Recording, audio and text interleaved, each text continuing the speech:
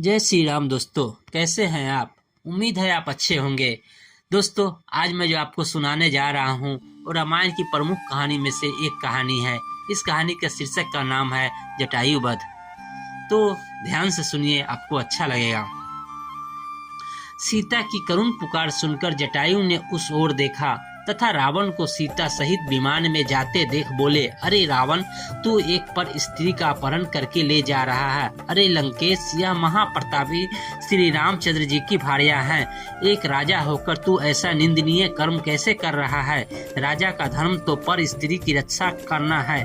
तू काम के वशीभूत होकर अपना विवेक खो बैठा है। छोड़ दे राम की पत्नी को। हे रावण, मेरे समक्ष तो सीता को नहीं ले जा सकता।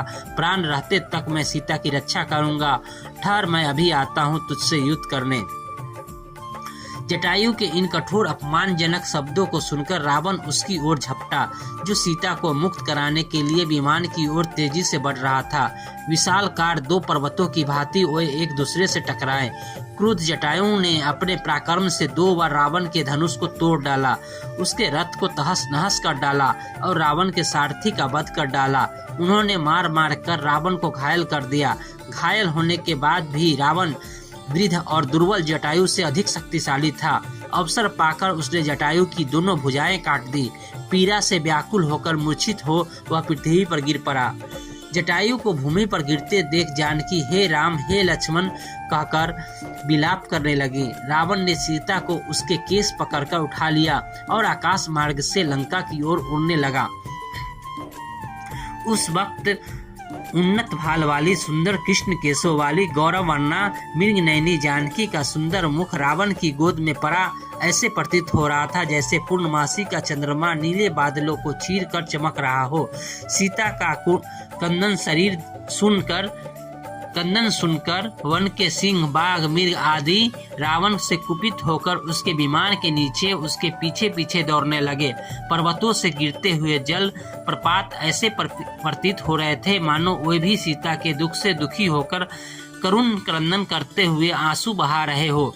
श्वेत बादल से आच्छादित सूर्य भी ऐसे प्रतीत हो रहा था जैसे अपनी कुलवधू की दुर्दशा को देखकर उसका मुख श्रीहीन हो गया हो।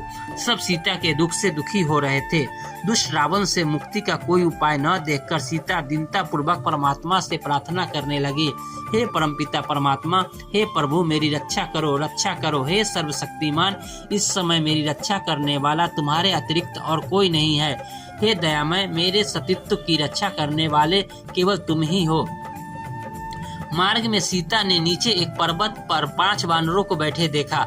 उनको देखकर सीता ने यह सोचकर कि शायद ये राम को मेरा समाचार बता दे, अपने सुनहरे रंग की रेशमी चादर में वस्त्र आभूषण बांधकर उसे उन वानरों के बीच गिरा दिया। तीव्र गति से उड़ने में व्यस्त रावण को सीता के इस कार्य का बोध नहीं हो पाया। वनों, पर्वतों और सागरों को पार करता हुआ रावण सीता सहित लंकापुरी में पहुंचा।